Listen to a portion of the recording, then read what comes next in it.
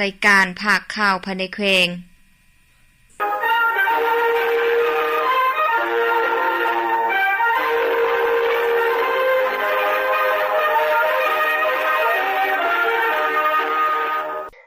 ่านผู้ฟังที่เคารพต่อไปให้ประธานมารับฟังภาคข่าวภายในแขวงที่มีหัวข้อข่าวพร้อมเนื้อในดังต่อไปนี้ประธานคณะกรรมการปกครองแขวงตอนรับของประธานคณะบริหารงานศูนย์กลางสหพันธ์แม่หญิงลาวตอนเช้าของวันที่19สิงหาคม2026นี้ท่านสันติแก้วยาสารรองเลขาพรรคแขวงประธานคณะกรรมการปกครองแขวงพร้อมคณะตอนรับท่านนางพันจินดาเล่งสวัสดิ์รองประธานคณะบริหารงานศูนย์กลางสหพันธ์แม่หญิงลาวพร้อมด้วยคณะจุดประสงค์ในการเข้าพบในครั้งนี้ท่านนางพันจินดาเล่งสวัสดิ์รองประธานคณะบริหารงานศูนย์กลางสหพันธ์แม่หญิงลาวได้รายงานโดยย่อการลงเคลื่อนไหวเฮ็ดเวียกแม่นเพื่อกวดการและประเมินพื้นที่สถานที่3แห่งกวดกาโครงสร้างความปลอดภัยเขตพื้นที่โอกาสนี้ท่านสันติแก้วยาสารรองเลขาพรรคแขวงประธานคณะกรรมการปกครองแขวงได้แสดงความยินดีต้อนรับและรายงานย่อสภาพการพัฒนาเศรษฐกิจสังคมของแขวงพงศลีเป็นต้นแม่นสภาพภูมิสันฐานท่าแห่งและสิ่งท้าทายของแขวงพร้อมเดียวกันนั้นคณะทีมงานศูนย์กลางสหพันธ์แม่หญิงลาวและภาคส่วนที่เกี่ยวข้องขั้นแขวงได้ลงเคลื่อนไหวกวดกาและประเมินพื้นที่สถานที่3แห่งกวดกาโครงสร้างความปลอดภัยเขตพื้นที่ตื่มอีกรองประธานคณะบริหารงานศูนย์กลางสหพันธ์แม่หญิงลาวเข้าพบอำนวยการโรงหมอแขวงพงศลีในตอนเช้าของวันที่19สิงหาคม2026นี้ท่านนางพันจินดาเล่งสวัสดิ์รองประธานคณะบริหารงานศูนย์กลางสหพันธ์แม่หญิงลาวพร้อมโดยทีมงานได้เข้าพบท่านคำเพชรจอมอุ่นมีใจอำนวยการโรงหมอแขวงโอกาสลงเคลื่อนไหวเฮ็ดเวียกร่วมกับโครงการแขวงพงศลีในครั้งนี้เพื่อการลงเคลื่อนไหวกวดกาพื้นที่ที่จะปรับปรุงศูนย์ให้คำปรึกษาและปกป้องแม่หญิงเด็กน้อยแขวงพงศลีโอกาสนี้ท่านคำเพชรจอมอุ่นมีใจอำนวยการโรงหมอแขวงได้แสดงความยินดีต้อนรับและรายงานย่อสภาพการของโรงหมอแขวงเป็นต้นแม่นสภาพภูมิสันฐานทายแห่งและสิ่งท้าทายให้ท่านนางพันจินดาเล่งสวัสดิ์รองประธานคณะบริหารงานศูนย์กลางสหพันธ์แม่หญิงลาวพร้อมด้วยทีมงานรับทราบตื่มอีกคณะบริหารงานศูนย์กลางสหพันธ์แม่หญิงลาวลงเคลื่อนไหวร่วมเฮ็ดเวียกกับสหพันธ์แม่หญิงแขวงพงศลีตอนบ่ายของวันที่19สิงหาคม2026ที่ห้องประชุมชั้น3สำนักงานปกครองแขวงสหพันธ์แม่หญิงแขวงจัดกองประชุมปรึกษาหารือการกาเกียมความพร้อมในการสร้างตั้งศูนย์ให้คำปรึกษาและปกป้องแม่หญิงเด็กน้อยอยู่แขวงพงศลีมีท่านนางพันจินดาเล่งสวัสดิ์รองประธานคณะบริหารงานศูนย์กลางสหพันธ์แม่หญิงลาวเป็นเกียรติเข้าร่วมของท่านอู่คำตุลพันธ์กรรมการประจำพรรคแขวงรองประธานคณะกรรมการปกครองแขวงผู้ชี้นำเวียกงานคงขีดวัฒนธรรมสังคมขั้นแขวงมีท่านนางคำมลาสุวงศ์กรรมการพรรคแขวงประธานคณะบริหารงานสหพันธ์แม่หญิงแขวงบรรดาทีมงานจากศูนย์กลางและองค์การบรรดาหัวหน้าแผนกหัวหน้าแผนกภาคส่วนที่เกี่ยวข้องขั้นแขวงตลอดฮอดพนักงานราชการภายในสหพันธ์แม่หญิงแขวงเข้าร่วม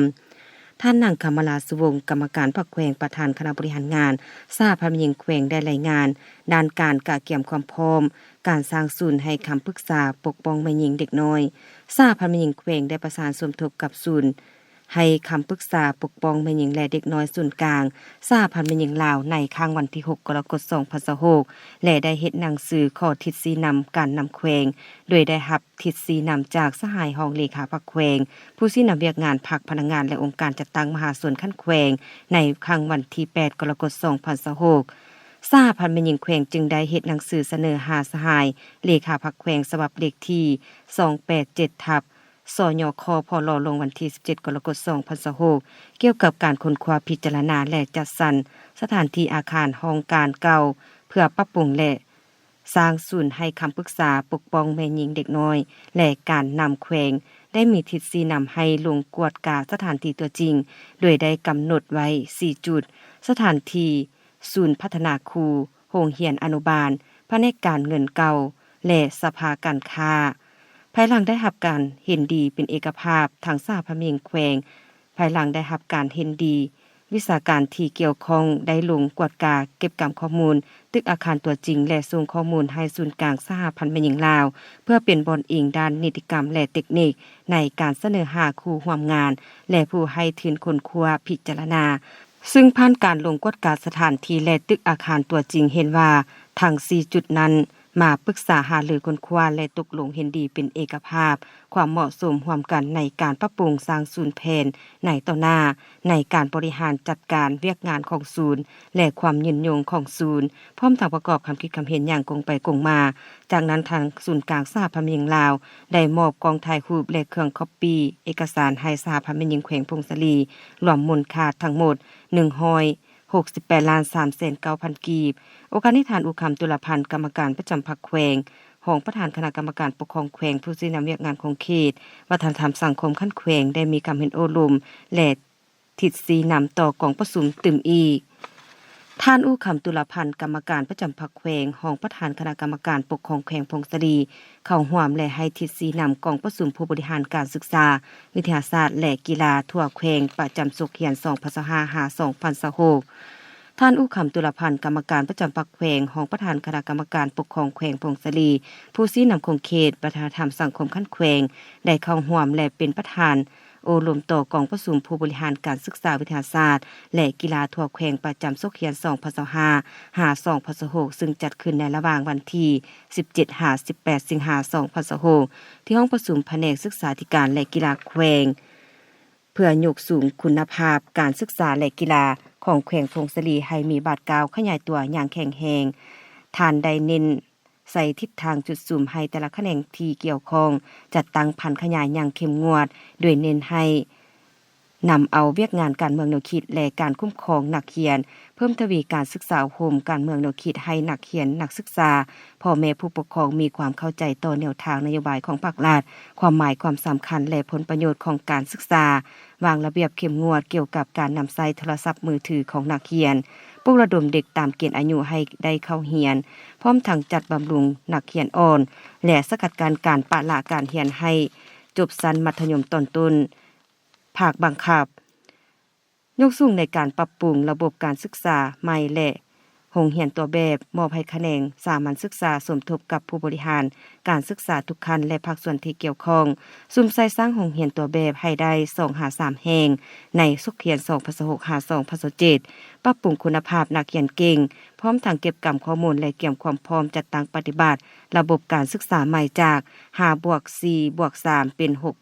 6+3+3ให้สมบูรณ์ในสุขเขียน2027-2028ด้านการบริหารปรับปรุงกงจักรและพัฒนาครูให้คะแนนจัดตั้งพนักงานซับซ้อนครูเรือไปซอยโรงเรียนที่ขาดแคลนและเขียนการกำหนดตำแหน่งงานตามทิศชี้นำของกระทรวงศึกษาธิการและกีฬาให้สำเร็จภายในสุกปี2026-2027ส่งเสริมการสร้างตำแหน่งวิชาการครูยกสูงคุณภาพครูผู้ห่มการนำใช้แผนเลี้ยงดูเด็กและการบำรุงวัฒนธรรมในเวียกงานศึกษานอกโรงเรียนนอกนั้นให้คนครัวโฮมโรงเรียนขนาดน้อยที่มีนักเรียนน้อยเข้ากันและหันเป็นดิจิตอล ICT มอบให้ศูนย์ ICT ลงฟู่โฮมสร้างขีดความสามารถด้านดิจิตอลเครื่องมือ IT ปัญญาประดิษฐ์ AI การนำใช้ขังปัญญาลาวและการนำใช้ Microsoft Office ซอฟต์แวร์ฮาร์ดแวร์และแพลตฟอร์มดิจิตอลให้ครูอาจารย์นักเรียนและผู้บริหารการศึกษาใน7เมืองทั่วแขวงโดยเฉพาะแม่นเมืองบนใต้และเมืองใหม่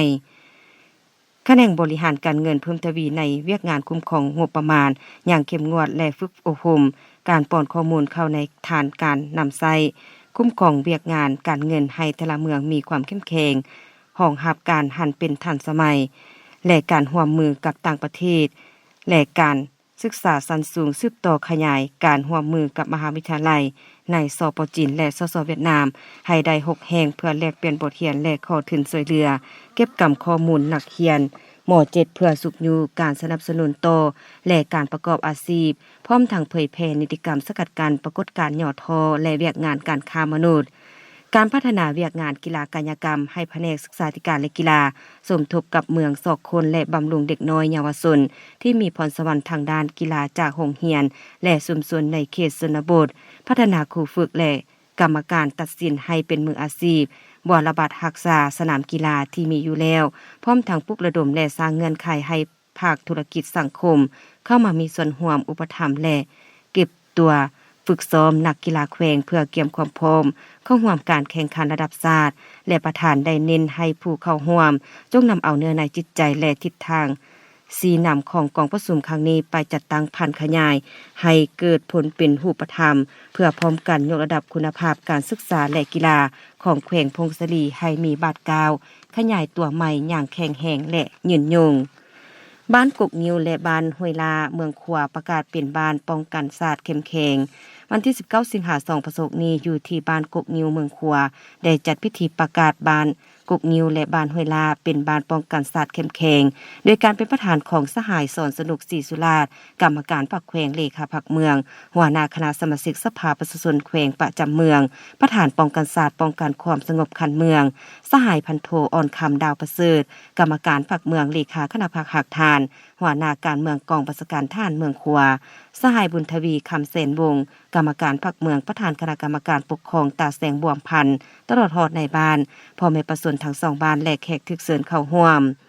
ในพิธีทานเอียงเอกพลเลขาพรรคบ้านกกงิ้วได้ตั้งหน้าองค์การปกครองบ้านขึ้นผ่านบทสรุปการจัดตั้งปฏิบัติเวียกงานป้องกันศาสตร์ป้องกันความสงบในระยะผ่านมาซึ่งสามารถหยาดได้ผลงานดีเด่นหลายด้านเป็นต้นเมนประชาชนมีความตื่นตัวสูงในการรักษาความสงบเหี่ยมห้อยการจัดตั้งกำลังกองโลนป้องกันตัวมีความเข้มแข็งและสามารถแก้ไขปรากฏการณ์ย่อท้อต่างๆภายในบ้านได้ทันเวลาจากนั้นสหายพันโทอ่อนคำดาวประเสริฐกรรมการพรรคเมืองเลขาคณะพรรคหักทานหัวหน้าการเมืองกองบัญชาการทหารเมืองขัวได้ขึ้นผ่านข้อตกลงว่าด้วยการมอบใบยั่งยืนให้ครอบครัวและบ้านป้องกันศาสตร์เข้มแข็งผ่านการกวดการและประเมินผลตาม4เนื้อใน4ขัดหมายของเวียกงานสร้างบ้านป้องกันศาสตร์เข้มแข็งทั้งสองบ้านสามารถบรรลุมาตรฐานอย่างครบถ้วนตาม6มาตรฐานที่กระทรวงป้องกันประเทศวางออกเฮ็ดให้บ้านกกงิ้วและบ้านห้วยลากลายเป็นบ้านป้องกันศาสตร์เข้มแข็งลำดับที่47และ48ของเมืองขัวและเป็นลำดับที่ 28,209 ของแขวงบ้านกกงิ้วมีพลเมือง353คนหญิง173คนมี83ครอบครัว68หลังคาประเมิน68ครอบครัวจากผลการประเมิน6มาตรฐานของครอบครัวสามารถยั่งยืนเป็นครอบครัวป้องกันศาสตร์เข้มแข็งได้60ครอบครัวเท่ากับ 88.2 ส่วนห้อยของครอบครัวทั้งหมดและ6มาตรฐานสามารถยั่งยืนบ้านกกงิ้วเป็นบ้านป้องกันศาสตร์เข้มแข็งบ้านห้วยลามีพลเมือง672คนหญิง327คนมี135ครอบครัว106หลังคาประเมิน106ครอบครัวจากผลการประเมิน6มาตรฐานของครอบครัวสามารถยั่งยืนเป็นครอบครัวป้องกันศาสตร์เข้มแข็งได้101ครอบครัวเท่ากับ 95.28 ส่วนห้อยของครอบครัวทั้งหมดและ6มาตรฐานสามารถยั่งยืนบ้านห้วยลาเป็นบางป้องกันศาสตร์เข้มแข็งโอกาสนี้สหายสอนสนุกศรีสุราษฎร์ได้โอ้ลมด้วยแสดงความย่องย่อสมเสยต่อผลงานที่ญาติมาได้ในระยะผ่านมาพร้อมทั้งเน้นหนักให้องค์การปกครองบ้านและประชาชนจงสืบต่อรักษามุนเสื้อความสามัคคีเพิ่มทวีสกัดกั้นปัญหายาเสพติดและปรากฏการณ์ย่อท้อต่างๆเพื่อสร้างบ้านให้มีความสงบและกลายเป็นแบบอย่างที่ดีให้แก่บ้านอื่นๆพร้อมกันนั้นต้องเอาใจใส่ศึกษาผมการเมืองแนวคิดให้ประชาชนเข้าใจต่อแนวทางนโยบายของพรรคระเบียบกฎหมายของรัฐโดยเฉพาะแม่นแนวทางป้องกันศาสตร์ป้องกันความสงบทั่วปวงชนรอบด้านเพื่อสุขอยู่ให้ประชาชนทำมาหากินอย่างถูกต้องตามกฎหมายแก้ไขชีวิตการเป็นอยู่ให้ดีขึ้นปรับปรุงเวียกงานป้องกันศาสตร์ป้องกันความสงบให้หนักแน่นและเข้มแข็งด้านการจัดตั้งโดยเฉพาะแม่นการเสริมขยายระบอบประชาธิปไตยขั้นบ้านให้สามารถปฏิบัติได้ตามภาระบทบาทหน้าที่ของตนเพื่อรักษามุนเสือและนำมนุษย์ครอบครัวบ้านป้องกันศาสตร์เข้มแข็งนี้ไว้ให้มั่นคงตลอดไปเผยแพร่ผลสำเร็จกองประชุมใหญ่สมัยที่3ของสภาการค้าและอุตสาหกรรมแขวงพร้อมบรรดานิติกรรมที่เกี่ยวข้องท่ามกลางบรรยากาศที่ทั่วภาคทั่วรัฐและทั่วปวงชนสาวแขวงพงศลีพร้อมจัดตั้งพันขยายมาตีกองประชุมใหญ่ครั้งที่12ของศูนย์กลางภาคมาตีกองประชุมใหญ่ครั้งที่12ของคณะบริหารงานภาคแขวงมาตีกองประชุมใหญ่ขององค์คณะภาคเมืองและแผนพัฒนาเศรษฐกิจสังคมเพื่อยกสูงประสิทธิภาพการคุ้มครองและส่งเสริมการธุรกิจภายในแขวงให้เข้าสู่ชีวิตตัวจริงนั้น ในวันที่18สิงหาคม2026นี้ที่สโมสรของเมืองบุญเหนือแขวงพงศาลีสภาการค้าและอุตสาหกรรมแขวงได้จัดกองประชุมเผยแพร่ผลสำเร็จกองประชุมสมัยที่3ของสภาการค้าและอุตสาหกรรมแขวงพร้อมทั้งเผยแพร่นิติกรรมที่เกี่ยวข้องและนิติกรรมของสมาคมธุรกิจหนุ่มขึ้นอย่างเป็นทางการภายใต้การเป็นประธานมีท่านเล็กสุขสันต์ประธานสภาการค้าและอุตสาหกรรมแขวงพงศาลีท่านคำสุวงศ์กรรมการประจำพรรคเมืองของประธานคณะกรรมการปกครองเมืองผู้ชี้นำโครงเขตเศรษฐกิจคันเมืองบรรดาทานหัวหน้าห้องการของหัวหน้าห้องการอ้อมข้างเมืองและบรรดานักธุรกิจผู้ประกอบการภายในเมืองเข้าร่วมการเผยแพร่ผลสำเร็จกองประชุมใหญ่สมัยที่3ของสภาการค้าและอุตสาหกรรมแขวงได้ยกให้เห็นถึงผลงานทิศทางแผนการและธุรกิจการค้าอุตสาหกรรมที่จะสืบต่อผ่านขยายในต่อหน้าสำหรับนิติกรรมที่คณะรับผิดชอบได้นำเสนอและเผยแพร่ในครั้งนี้ล้วนแต่แม่นนิติกรรมพื้นฐานและติดพันอย่างสนิทแน่นกับการบริหารท้องถิ่นและการดำรงชีวิตของประชาชนบรรดาเผ่าซึ่งประกอบมีนิติกรรมที่เกี่ยวข้องกับสภาการค้าและอุตสาหกรรมแขวงเพื่อให้ผู้เข้าร่วมได้รับทราบและเข้าใจถึงบรรดาระเบียบการเงื่อนไขและนโยบายส่งเสริมธุรกิจ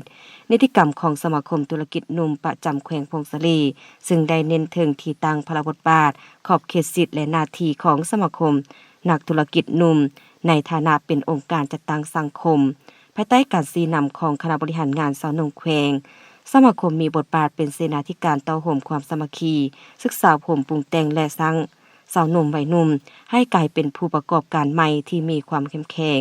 ส่งเสริมหัวคิดประดิษฐ์สร้างเหตุธุรกิจถูกต้องตามกฎหมายเป็นตัวแทนปกป้องผลประโยชน์อันชอบธรรมของสมาชิกทั้งเป็นขวดต่อการร่วมมือกับนักธุรกิจหนุ่มจากประเทศเปื้อนมิตรเส้นสป.จีนและภาคพื้นเพื่อสร้างเวียกเฮ็ดงานทำและเพื่อเพิ่มรายรับให้แก่ประชาชน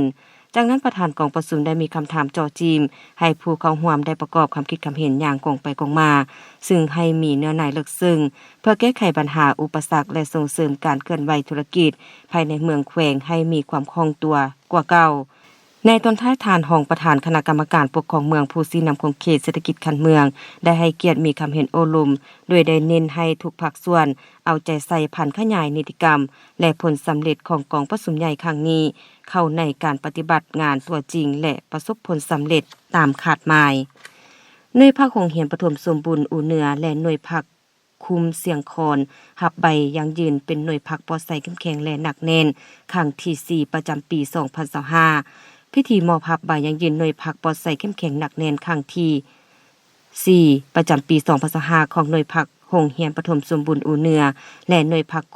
คุมเสียงคอนได้จัดขึ้นในตอนเช้าของวันที่19สิงหาคม2026อยู่ที่ห้องการบ้านอูเหนือโดยเกียรติเข้าร่วมของสหายจันทวีปินพญา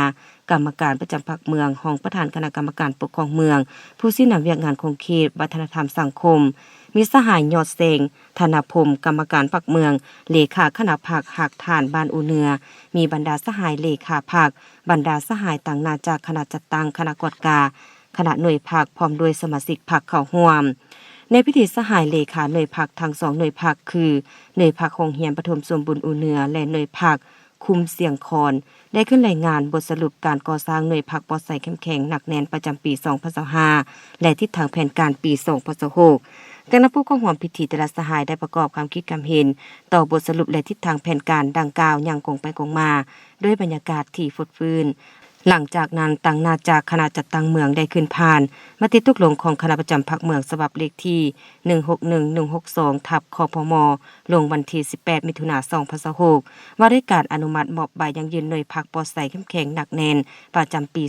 2025พร้อมทั้งมอบใบยังยืนหน่วยพรรคปลอดภัยเข้มแข็งหนักแน่นประจำปี2025ให้แก่หน่วยพรรคโรงเรียนปฐมสมบูรณ์อูเหนือและหน่วยพรรคคุมเสียงคอนขึ้นหักอย่างสมเกียรติและผ่านแผนการก่อสร้างหน่วยพรรคปลอดภัยเข้มแข็งหนักแน่นพร้อมทั้งจับมือแข่งขันสู่ส่วนตามแผนการปี2026ให้บรรลุต่อไปให้ประธานมารับฟังพยากรณ์อากาศประจำวันที่20สิงหาคม2026สภาพรวมห้องความกดดันอากาศต่ำอย่างสืบต่อพาดผ่านอยู่เขตภาคเหนือและภาคกลางของประเทศลาวสมทบกับลมมรสุมตะวันตกเฉียงใต้พัดปกคลุมเป็นส่วนใหญ่